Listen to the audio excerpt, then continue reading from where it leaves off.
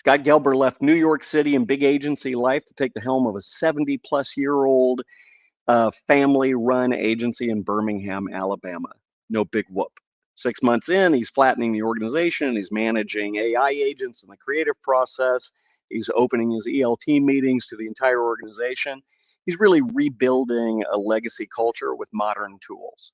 So Scott's given up big city and big agency for big impact.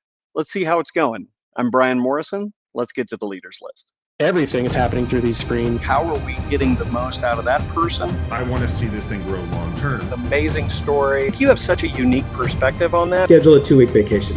I applaud those models. Undervalued. Secure your digital footprint as well. Why were they even put in place in the first place?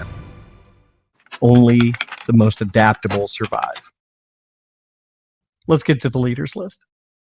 Scott Gelber, welcome to the leaders list. Thank you for having me, sir. This is awesome. CEO of Luckie Company. You just recently took over. So the New Yorker goes south. Yes. This is an intriguing story. Yes. So tell us a little bit about it. We know each other from Omnicom and the big corporate advertising, and you spent years with Merkley. And give us a little bit of your background, just so we can understand the journey that has led you to taking over this historic agency. Got it. The big buildup. I like it. So yes, as you said, I am a native Long Islander. So my accent down here in Atlanta and Birmingham has been interesting. But born and raised on Long Island, and I've been in the advertising industry really from the jump after I graduated college, and largely at one agency in Manhattan called Merkley & Partners, which is part of the Omnicom machine, if you will. So I've been in that structure for 2.5 decades, worked on a range of clients, a lot of the big boys out there, Mercedes-Benz and the Novartises of the world, and Pfizer's and Citi, and a bunch of challenger brands as well. And that has been incredibly fulfilling, and cut my teeth on a lot of brands that anyone would be kind of thrilled and privileged to work on. But you get to that point in your career where you're like, what, I want to see what the other side of the industry is. And I was exposed to so much of the multi-billion-dollar brands and clients that are spread across a half dozen agencies within Omnicom. And I really have always been drawn to the independent culture, which is, clients that are the challenger in a category that just say, what, we don't have the budget, we got a problem, we want to go attack the big boys, we're throwing this at you. What do you got? And they tend to kind of glom on to the independents because there isn't the bureaucracy and the red tape and a process attached to a process attached to a process, not to cast any aspersions. But Luckie, which is an independent that's over 7 years old, started in Birmingham, now with an office in Atlanta, has been doing that since the jump. And they've worked on a range of clients, and they called, and I always said to myself, like, how could you leave Long Island? Like, with this accent, how could you leave Long Island? But I spoke to the owners, understood the vision for the agency, and really what they wanted to do was kind of take back kind of part of the narrative that the independents can really attack big problems. So I started here last October. So this is month 4.5, if you will. Hit the ground real fast, probably too fast in retrospect. Oh, I want to hear all about that process. For good reason. Mr. Long Island coming in, I've got thoughts. I have notes. That comment has been made before with a really bad New York accent mocking me. So yes, that has happened. But I may or may not use that bad accent while I'm going through this. So Scott, one of the things I'm always interested in is you spent the majority of your time. This will sound a little, Morgan Freeman, Shawshank Redemption, but I would think that you had been institutionalized, sure. By that much time kissing the ring. But when you went through that process, like you said, there's amazing things that come out of working for a large holding company like Omnicom. Yeah. But what were the things that you looked at and said, I want to actually not carry that forward to Luckie? It's a good, right? I mean, there's a whole bunch of great stuff that I know you probably brought, but what are the things that you're intentionally going, I'm not going to do that? Yeah, it's a great question, and it really is centered around. And again, I know this will sound a little cliche and fluffy, but it is in the ability to have real mentorship around team members. And what I mean by that is, when you're in such large infrastructure, process almost becomes more important than anything else, just to keep the entire machine together. Mhm. So if you see, like as an example, someone who has a particular skew or affinity or strength in, creative thinking, but they're in the strategy department, or someone who is in account service but has an analytical skew and you want to move them over to media, those things are so difficult when you're in such a big structure that it's almost like breaking process. And I find that one of the most fulfilling things at this stage of my career is seeing those kind of pockets of what gets people's blood pressure going for the right reasons, and moving them into new pitches, new departments, interfacing with people they normally wouldn't. And that's really easy to do when you're not encumbered by process, when the agency's a bit smaller. But when you're in such this monolithic structure, it's almost like people look at you like you're crazy for breaking protocol. So, while process is critically important and it keeps the train on the tracks, one of the things I want to make sure I unlearn, if you will, is that this is just the way we do it because this is the inertia of the system. And instead, even in a couple months here, going like, I had this exact same conversation with someone here who was in development, like website dev, and they are an incredibly highly skilled designer. And I said to myself, I'm like, well, I've never seen that overlap before. And he goes, I'd love if you have some overlap or you have some certain, extra work in design to give me a shot. That would have been an alien thought at Omnicom. Here, I'm like, you know what? We've got a pitch right now. You seem like you've got the passion. You're telling me you've got the bandwidth to make it happen. We're going to do it. And it's as quick as making that decision. So I need to unlearn the over process stuff that I think creates these artificial barriers between opportunities and people. Scott, how much of that is driven by client though? So you brought up a great example of, you worked a lot with Novartis, you worked in pharma. That's a requirement, right? Sure. I mean, that kind of hardcore process driven work is a requirement, or the lawsuits are tremendous. Yes. So, because one of the things that I did love about Omnicom is that when I was a part of it, you could be an entrepreneur within the engine. Mm-hmm. And I know that started to change. So how much of that was driven by client? How much of that was driven by Merkley itself because of the size of the organization? Where do you think is the real, driving factor behind that? Yeah, another good question. I think the answer to that is finding the credible spaces where flexibility and stretching is encouraged and not putting the work at risk. So I would not quality. It's a quality question. Exactly. So when we're talking about FDA submissions and project management, I'm not really going to say, hey, we love your creativity on how we submit that in a compliant manner to the FDA. But you'd be surprised that, it's not even a surprise, but there are things where it's just cost of doing business in big pharma or even biotech, which is a competency that I think Luckie has, and I worked a lot at Merkley. There are places where we know things are inflexible, right? But that shouldn't then, I think, cast the tonality for the entire piece of business. So you have a very process-oriented, MLR and the way things go through the system on their end. That doesn't mean that I think the strategy team can't be looking to challenge conventional wisdom on a target audience. Doesn't mean that we can't be leveraging unexpected inspiration from a brand identity standpoint to change the creative tone. So I think this is where a little bit of the kind of sussing out the opportunity, a bit of the, as the cliche goes, the art with the science, but knowing where to flex based on the nature of the business, I think is part of what makes kind of an entrepreneurial agency work. Because to your point, you could have the most creative, inspiring culture forever, you ever had. But if then you screw up the annotations on what you're submitting, that will be a very short-lived partnership that you have. So right, you won't be creative for long.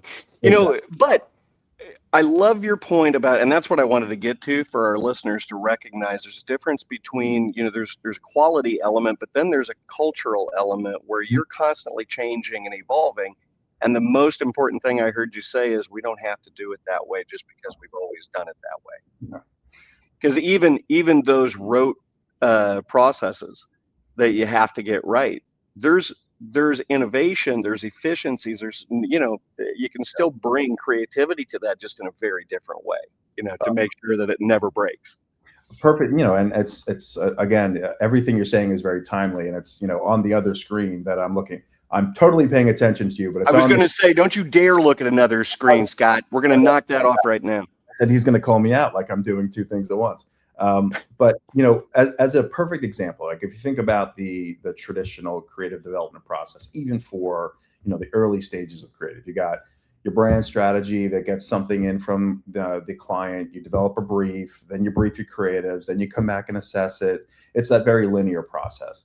And one of the things we're doing at Luckie now, which I think again is not meant to replace the rigor and the brilliance of the strategic minds and the creative minds we have, but with the augment of AI, what we're actually doing is we are creating more creative output from non-traditional creative means to then be evaluated by our creative leadership. And what I mean by that is right now on this screen, we have strategic brand strategy agents running that are building briefs based on what we've heard from clients.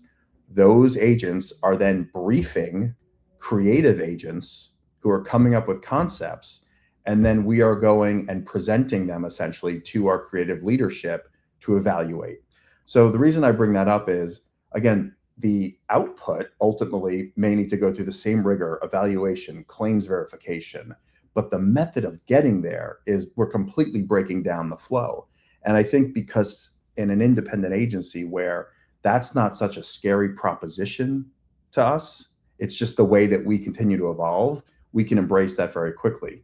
And again, not to cast any aspersions, but that process is a big threat to really, really large agency institutions where so much of that creative time is the revenue generator and the highest billable hourly rates. So us embracing those new things allows us to move faster without shaking us at our core, which I think is why the independents are going to be a force to be reckoned with in the near future. Yeah, I love hearing that, because I was talking to another agency executive, and they said, just the creative process is you have to get through the obvious answers first. Sure. And you have to get those and move them aside. And I would imagine, the thing that I like about AI is when I use it as a thought partner, it gives me the obvious. And then I can say, don't think about that anymore. Yep. But it does level and get it out of the way. Sure. Levels the playing ground for now I can move into really untold or surprising, insightful concepts. So that's really smart. Yeah. I mean, think about, I always put processes through and I'm sure you experienced this for years and years too, like the stress of that last 48 hours before a pitch, right? Pure chaos, absolute chaos. War rooms looked like, World War III, and, people weren't sleeping and all that stuff. But if you think about the toughest moments, it's when, the creative teams came in and they put up their 2 or 3 ideas, and then it became a firing squad, right? And it was almost a circular firing squad, which is not a great thing. But think about the process now. And again, we started to embrace this a bit in the Omnicom world, but really it is, on steroids here at Luckie, which is you can get to that first meeting with 10 times the creative assets and stimuli to respond to by essentially using AI as your creative talent pool. Again, not to replace mid-levels and whatnot that are helping, but if you've got, the typical universe of creative you would bring into that room is, here's our top 3 to 5 ideas. Now we've got 30 to 40 ideas that your team is evaluating first. Then they're bringing in the best of the best. And that meeting, which would have taken 2 to 3 weeks, is now truncated into 2 or 3 days. So you're getting more volume, more stimuli to respond to. And for people that have worked in a vertical for many, many years, sometimes they fall victim to the tropes of the vertical. So when you throw like, hey, I mean, this is an exact prompt I saw someone in our healthcare practice use. It says, like, here's the brief I've had. Here's the challenges of the category. How would the creative director that's working on sports apparel and automotive attack it? Right. So prompt the platforms to think as if they almost had an outside-in perspective on the category. And I remember looking at him, and I remember him going like, damn, I wish I thought of that. And again, it may be a little bit left of center. Maybe it's too far off, but at least it gets him or her thinking a little differently versus they would think if they worked in the category for 10 years straight. Yeah, I agree. So, okay, so those are the ways that you and Morgan Freeman, did not become institutionalized. That's good. Now you're coming to Luckie. Luckie's started in, I think it was 1953. Is that right? Yep. Yeah, 1953. Been around for a little while. And Birmingham, Alabama, thriving advertising community. Yep. I mean, but it's got to be so interesting to go from Merkley, one of 300 plus agencies in Omnicom, and yes, there's a name outside, but you go to Birmingham, Alabama, and Luckie's a number one corporate brand. I mean, like, it is an institution in that area, right? Talk about just like, I got this thing in my head of the Long Islander walking in and looking around and everybody just kind of staring at him. I know that's way too, cinematic, but it had to be unique. Pretty accurate, I will tell you. No, it was a wild first couple of weeks. And I say that and I will say that the agency and the entire team has been so welcoming. And actually, what I love about this place, and I promise to answer your question directly, what I love about the place is actually embracing some of the cliche and making it a disarming thing. Like a little bit of the New Yorker caricature and, the way I say water and coffee, they really enjoy it. They really enjoy it. But I will say, yes, Luckie and Tom Luckie and his father, Ace Luckie, which is, I mean, could you have a better name than Ace Luckie? That can't be real. So it wasn't his real name, but he went by Ace. But with but with Ace Luckie, the fact that he was not a professional card player is a real opportunity in my estimation. That's like Minnesota Gelber, right? I got it. That's great. I mean, that is the best. That's the best nickname name. 100%. I love that. But Ace Luckie. It was straight up Mad Men era. I mean, you walk in there and you can see the pictures of them brainstorming in full black suits, black ties, smoking pipes in the conference room, which is a bit humbling, to be honest with you, to know that was happening here and there. But in terms of, yes, Birmingham, we're outside Atlanta, a little bit more mainstream, larger market, but Birmingham is obviously very different. You've got Luckie with a giant building and the logo outside. The history's there. Tom Luckie, the current owner and my boss, you can't go to a restaurant and it takes you about 35 minutes to get to the table because he's stopped nonstop. And I think what I have really learned about Birmingham specifically, and just being out of the New York City bubble, it sounds very cliche, but so much of the relationships and the partnerships here are built on the foundation of trust, because so many of the brands that we are working with are regional in skew. They really are institutions unto themselves down here. That, we always at Omnicom would say, an extension of your client, and you are partner. And again, all true, but a little bit of hyperbole. But I can tell you, every single client that I spoke to, probably for the first 4 to 6 weeks, we barely spoke work. It was about, learning about me learning about them, what was their journey.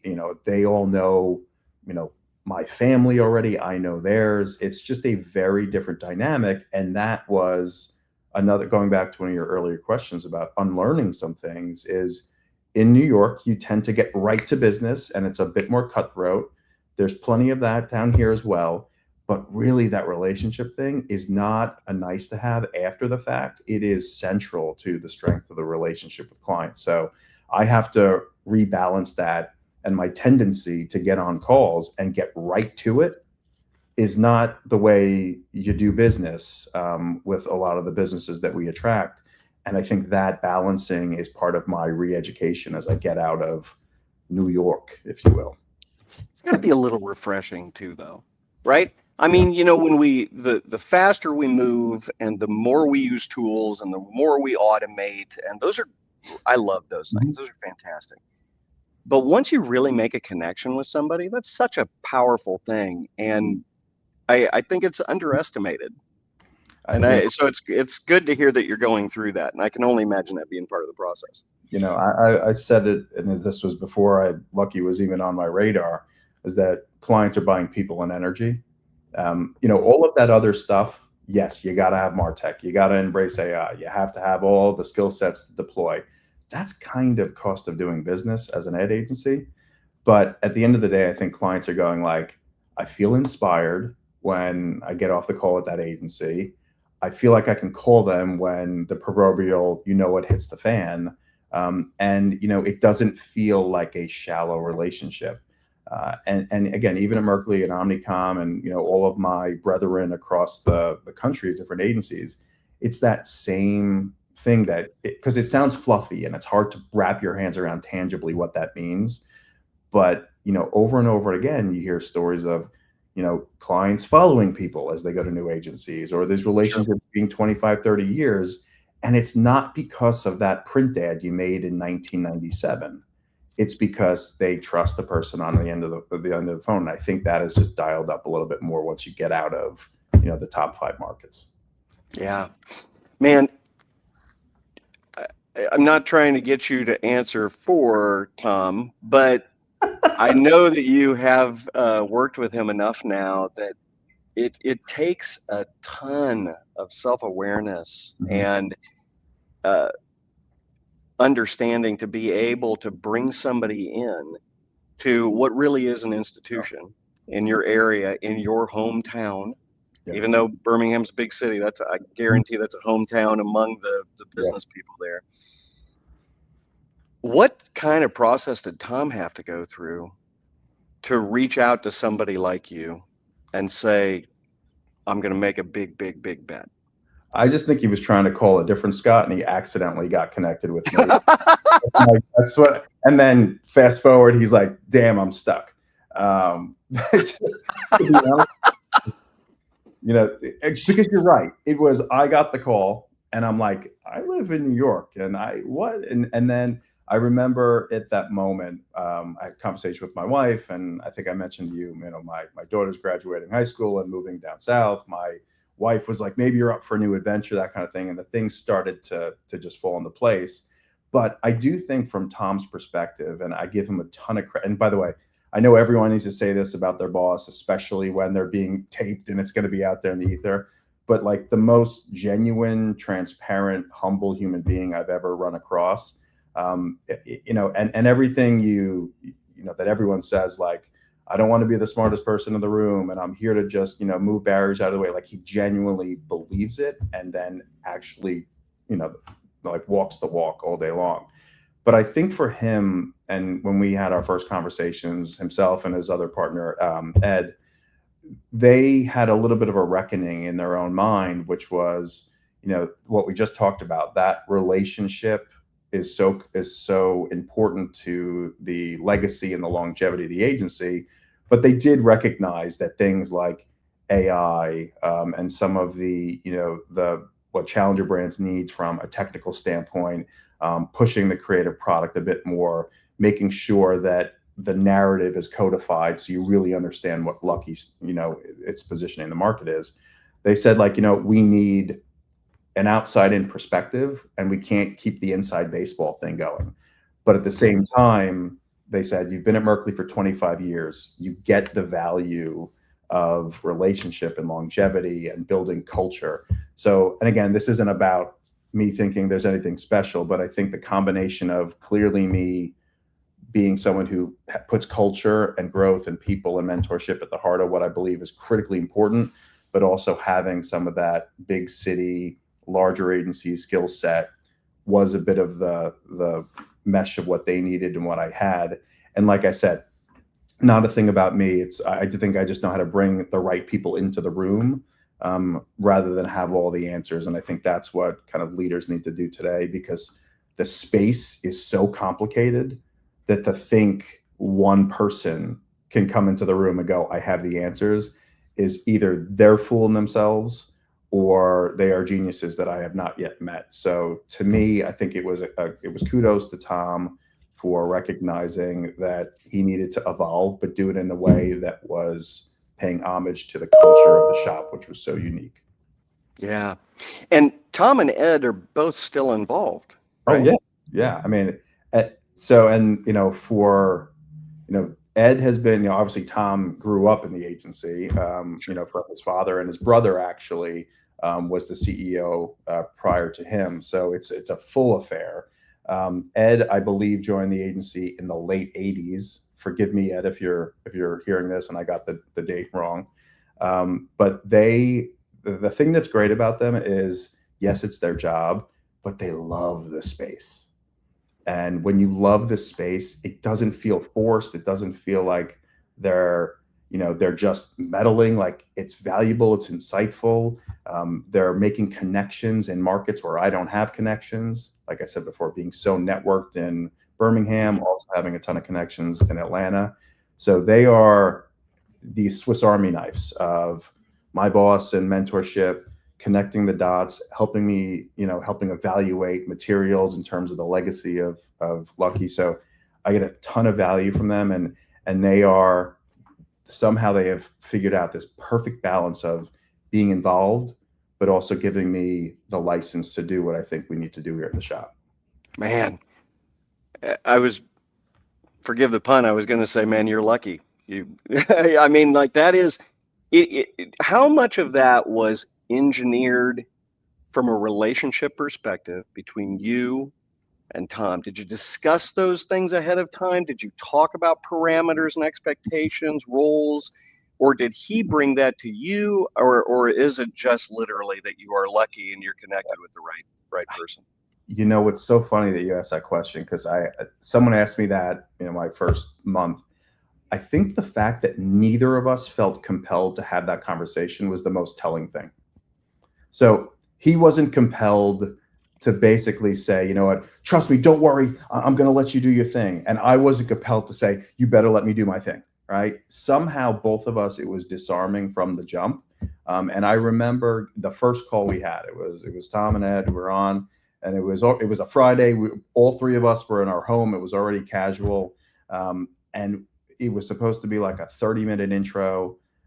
Of course, it goes 2.5 hours. We're spending more time talking about personal stuff. And, again, as a New Yorker, and them as, Alabamians, or however you say it, they're talking about quail hunting and fishing and the lake house. And I'm going, what the hell am I getting myself into?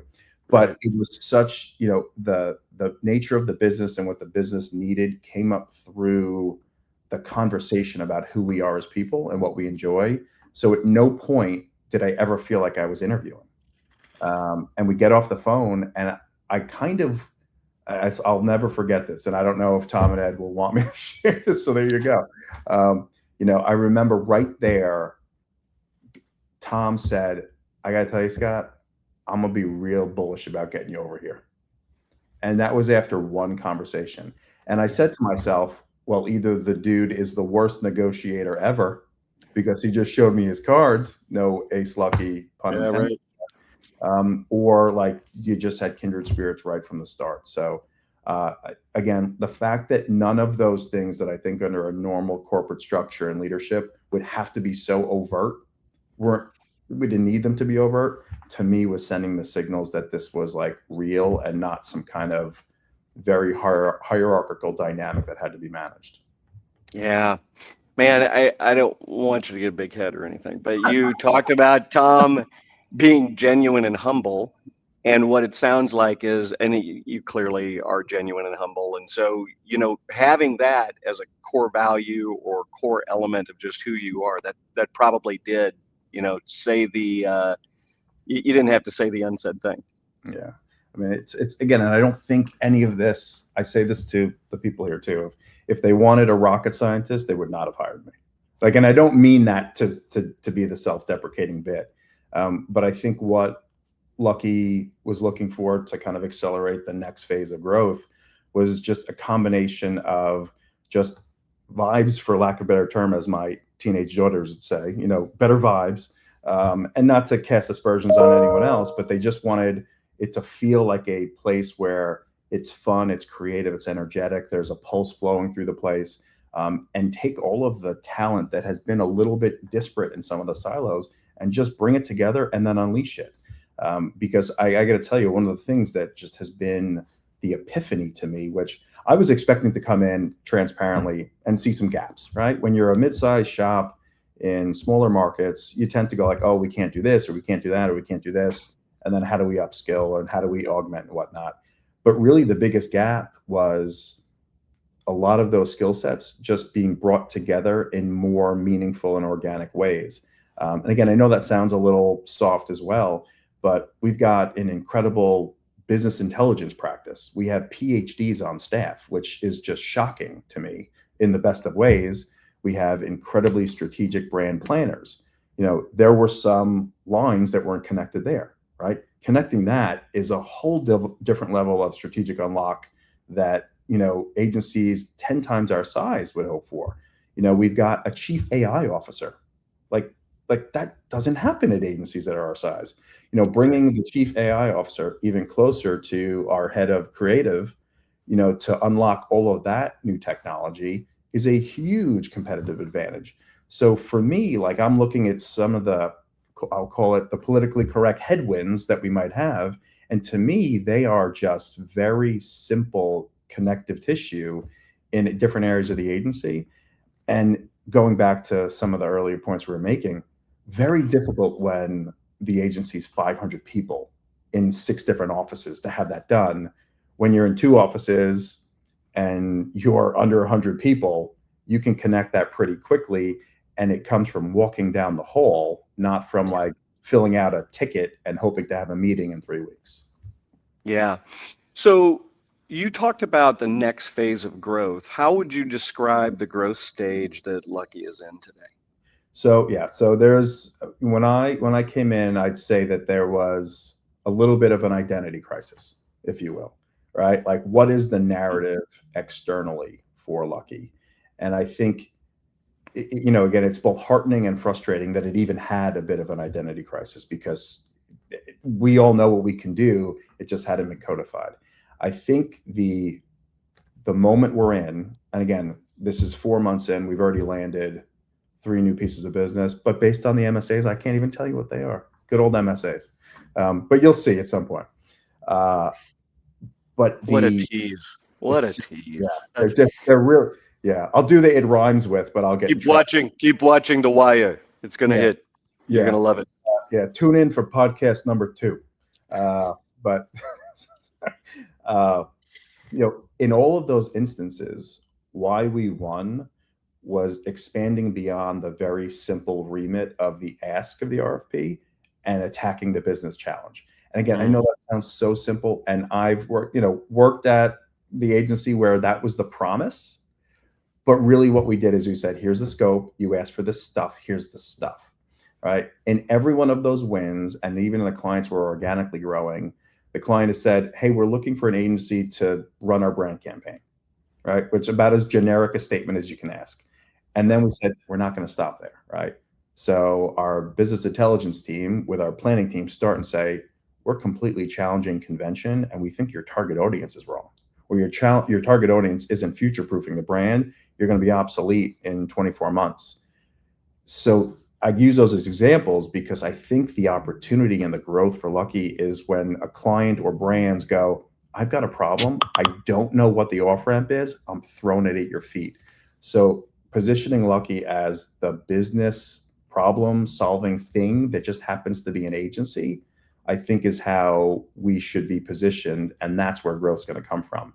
Are we going to go pitch Walmart, Nike, McDonald's? We are not, right? They are just, the scale is beyond our remit. But I think for those brands that are going, you know what, I need a problem solver I want Lucky to be kind of on the tip of their tongue, amplified by the fact that we're independent, which means that we can do unexpected things because process doesn't dictate our next step. Yeah. So, it's interesting because along with the growth stage question, I typically ask what's on your leaders list. And I think you just described that, right? I mean, so it makes a ton of sense, right? If you've done turnarounds, that, one of the key things is get the foundation right so that you can start to easily scale past it and not have to constantly be reworking it. So that makes a ton of sense. Anything else that's like a super high priority for you on your leaders list right now? To me, it's, again, I may ramble here for a second, but the executive team, the leadership team, a really critical thing for me is flattening the organization. Again, another cliche statement. And I know flattening the agency sounds like a negative thing when I say that out loud, but what I mean by that is there is so much, I think, potential out of so many levels of an agency, given how people are coming up through, digital first technology, people that have been born out of, if you've a creative that has come up with AI at your fingertips for the last 2 or 3 years, your skew and how to get things done is wildly different than if you've been in the creative world for 30 years. So a giant part of the focus for myself and the ELT is creating way more opportunities for all levels, regardless if it's 18 months in the industry or 25 years, to contribute in the narrative and the arc of the agency, what pieces of business we attack, where they see gaps in our current client work. Because I do think, and I've seen this at previous stops, and I even saw it at my early entrance here, that you can just have the big thinking happens here, and then you kind of pass it down to this level, and then it's executed here, and then it goes back up. And I really see this as an opportunity to bring a lot more people together, regardless of tenure, which is a lot more feasible when you're at an independent and a smaller shop. And again, I've already seen in one of our new business wins, again, which I can't tell you about, the winning idea came from someone who I think has been in the industry for 14 months. Great. But usually that person would not even have a voice in the pitch process. Here, without them, we would not have landed it. I love it. So when you say flattening the agency, that's not necessarily, and I'm not trying to put words in your mouth, but I want to clarify that because I think there's something really powerful in it for other leaders to consider. So what I hear you say is, I'm not going through and changing my org structure. I'm thinking about empowerment and enablement. So giving them opportunities to be able to move to different divisions, work on different things, bring ideas at different times. But you have to actually, first of all, am I right about that when we say flattening? Okay. Yeah. You have to engineer that. Sure. So you have to find those opportunities to let those people speak. And it's always interesting to me, and I just bring this up because we're actually releasing an article on this, empowerment without enablement is a fallacy. If you just tell somebody, hey, I'm going to empower you, that's basically just giving up responsibility and hoping for the best. And so I can only imagine one of the things that you are doing that would be a little bit different than if Tom would try and do the exact same thing. Tom probably did try to do the exact same thing. Yeah. Having seen what you cannot do in a bigger organization, you can look at this and go, no, I'm going to find that moment. Yeah. That new person in the industry can speak, right? Did you have to go through that and kind of mad scientist that? I did, and there's actually I think there's a couple tactics, and it's not a one size fits all. And I probably make more mistakes than have successful passes at this point. But a couple things, right? So yes, we do have executive leadership meetings, right? Just to make sure that we are on the same tracks and we're spotting any smoke before it's a fire. But we are now making a concerted effort that those ELT members. ELT meetings, have access from anyone in the organization, can come in to pitch ideas, to, when they spot an issue, if they want to learn more about something that's going on in a respective department. So usually it was a bit of a fiefdom, right? Like there's the 8 of us that sit over here, we go into a conference room, we talk about big things, and then we leave and no one hears from us again, right? This is the walls are down, the door is open. Everyone's coming in. Of course, if there's really proprietary stuff where we have to have a little bit of an executive session, but one tearing down the wall, both literally and figuratively, of those meetings to be like, you've been here 6 months. You've already spotted something we can do better. Come on in, right? Like there's like just a simple little gesture. So I think there's things like that, but also going back to your point, again, this is not a line from me. Someone said it years ago and I stole it. But there's the notion of flipping your org chart upside down. So and I did this at Merkley, I do it here.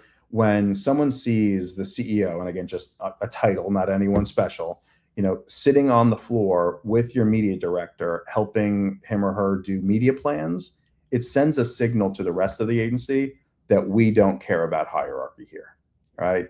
So I make a very concerted effort. Nobody comes to my office. I only go to yours. Even if you don't have set meetings. Yes. Yeah. I will sit out. If you don't have an office, I pull up a chair at your cube. If you have an office, I go to your office. Nobody is beckoned to the CEO's office. That's just not the way we operate. When I'm getting coffee, I will walk the rounds and say, "Hey, coffee mule, I'm going. What's everybody want?" So I think it sounds like nice, fluffy stuff and a nice place to work, but transparently, I think it sends powerful signals that, you know what, I guess I do have the same voice that ELT does. I guess I can ask him for stuff. I guess it's okay to be vulnerable. I guess it's okay to bring ideas, versus you get some weird cold white paper in your inbox that says, we want your thoughts. And then you're still terrified to bring them. But if I'm over there, sitting on a beanbag, building flow charts with somebody, I think that's a bit more proof in the pudding that we walk the walk on that belief. Yeah, I got so many. Okay, so here's what usually I ask the question, what should be on other people's leaders list based on your experience right now. Yeah. But you've given so much good stuff that I think what I'm just going to do is propose that you come back on after you've had a little bit of time, because I want to pressure test some of this stuff, right? Because like with enablement and with that kind of open access, that can tip too far. Any good thing can become a bad thing, right? And so how do you manage that? And I think I've got an idea of how you will, but I can't wait to hear. You're obviously in that honeymoon stage and you guys are killing it, and everybody is like, bring the New Yorker in, and that's working well, and you got new business coming in, and so I'm super happy for you and excited. But I do want to ask before we cut loose, because I could talk to you for another 10 hours, but if I'm listening to this and I'm running a company, maybe I'm like Tom Luckie, and I've had a business for a long time and I'm doing really well, but I know something is amiss. Sure. What would you say should be on their leaders list? What should they go and think about and do as soon as they push stop on this podcast? I mean, again, I know I just said it, but stop thinking you have to solve it all up in your head, right? I can't tell you the amount of times that I, over the course of the last 30 or so years, thought I could toil my way to the solve, right? I could sit there and I could read every self-help and business leadership book and it would appear out of thin air, and nothing replaced getting my butt off a chair and having casual conversations with people that are on the front lines, the ones that care just as much as the rest of us, to see what's keeping them up, what they've tried, getting them in vulnerable moments where that they could tear down their own barriers and share what they wanted to, and somehow all of those conversations triangulate something in your mind. And I think if you're going to the well and your own thoughts and your own dogma and your own kind of like experience over and over and over, at some point you're going to run up against it. But it is amazing when you kind of get inspired by either a younger generation, someone who is generally inquisitive about the space, someone who even may not love the space, and what their internal kind of dialogue is. You kind of see what a place needs. Either it's functionally what it needs from a skill set standpoint, emotionally, culturally, but I can't tell you how much sitting in these offices, just sitting in your own little cocoon, I think can be damaging over time. And how powerful having vulnerable, open, candid, transparent conversations with your crew can be, which is why I could talk about this for 10 hours as well, because I just think that it's not just a nice to have. It doesn't just make you feel warm and fuzzy. As a leader, it makes you so much better at your job. And the thought, I think the only thought that it will be a big spiral for anyone who's in a leadership position is saying, I think because I've made it and I have a CEO title or I have a chairman title, I'm supposed to know all the answers. I think that is a quick line to being obsolete and irrelevant versus actually, when you get to that moment, increasing your level of humility and actually understanding that you probably need more people than less at those moments. Drop the mic. That was fantastic, Scott. Scott, I really thank you for being on the leaders list. I think you've got such an incredibly interesting case study to watch, and we are going to watch it, and I am going to force you to come back on. The closing thought for me is that you are lucky and you are in good company. So congratulations on the new role at Lucky & Company, and we look forward to watching your success.